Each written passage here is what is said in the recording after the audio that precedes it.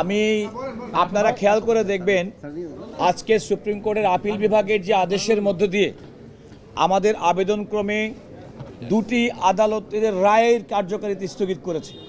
অর্থাৎ নিম্ন আদালত বেগম খালেদা জিয়াকে যে 5 বছরের সাজা দিয়েছিল সেটিও যেমন স্থগিত হয়েছে, হাইকোর্ট বিভাগ 5 বছরের সাজা বাড়িয়ে 10 বছর করেছিল সেটিও স্থগিত হয়েছে।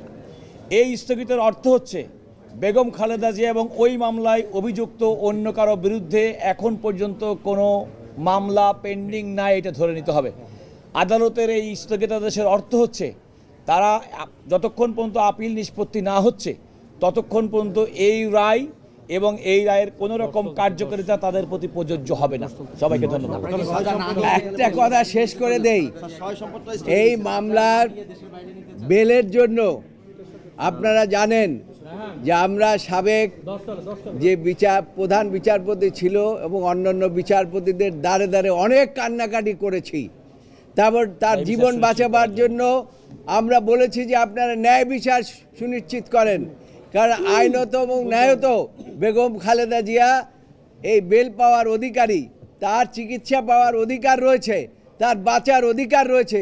কিন্তু সেই সরকার সেই সময় আমাদের কথা শুনেন নাই, না শুনে বিরূপ মন্তব্য তারা করেছে এবং সেটার জন্যই আমরা এই অ্যাপিলগুলো করেছিলাম।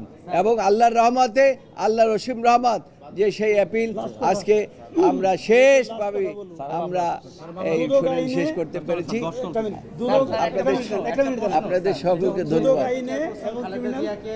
মানে দেশের বাইরে যে চিকিৎসার জন্য নিয়ে যাও, আপনারা কি সব মামলা থেকে অব্যাহতি নিয়ে তারপরে দেশের বাইরে? আইনগতভাবে সমস্ত মামলা আমরা সম্পন্ন করতে চাই, আল্লাহর রহমতে আমরা সেটা সক্ষম হব।